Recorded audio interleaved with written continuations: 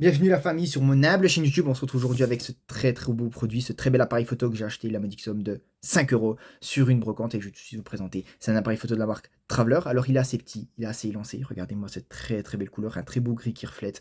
C'est petit, c'est fin, c'est élancé. Et je dirais quelque chose de petit, ben c'est pas compatible avec un dinosaure parce que ça c'est un dinosaure. Pourquoi c'est un dinosaure? Parce que cet appareil photo, il a 25 ans. Et honnêtement, 25 ans pour un appareil photo comme ça, ben on se dit que c'est énorme, mais en même temps, pas tant, parce qu'on regarde, on se dit que c'est fin, c'est discret, et surtout, c'est intelligent. Pourquoi? Parce on cache le flash derrière ce panneau coulissant, on n'a qu'une envie, c'est jouer avec, mais surtout ce qu'on remarque, c'est qu'on a 4 mégapixels et un flash intégré. On remarque de ce côté-là un écran LCD, on remarque un stabilisateur intégré, un minuteur intégré, on remarque aussi une résolution d'image avec 4 niveaux différents, mais avec le niveau le plus élevé qui est 2032 x 1520 pixels.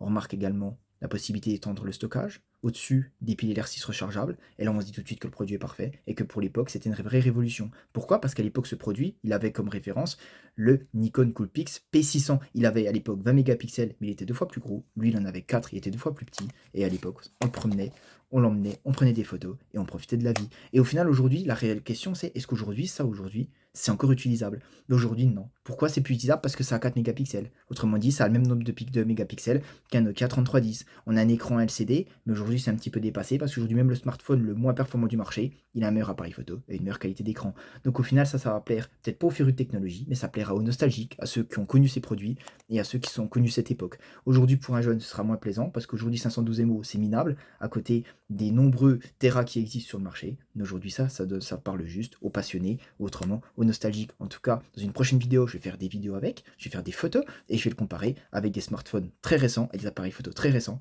Je vous tiens au courant, abonnez-vous, j'espère que ce petit format vous a plu et moi je vous dis à très vite pour une nouvelle vidéo. Ciao ciao.